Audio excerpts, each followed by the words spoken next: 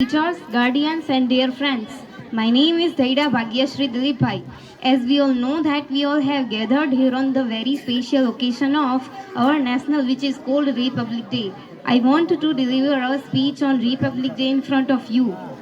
First of all, I would like to thank my class teacher because of whom I got a golden opportunity to say something about my beloved country on this great occasion of Republic Day on this platform of my school.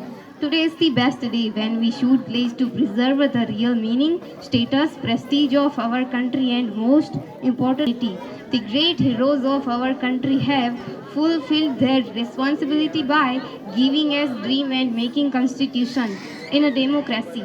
There is a system of the people are the people. Therefore, it becomes our fundamental duty to protect and respect the system and constitution of our country. Addressing you today on this auspicious occasion, I end my speech by paying my tributes to those great revolutionaries. Many thanks to all of you. Thank you. ખૂબ ખૂબ આભાર. ત્યારબાદ કાર્યક્રમને આગળ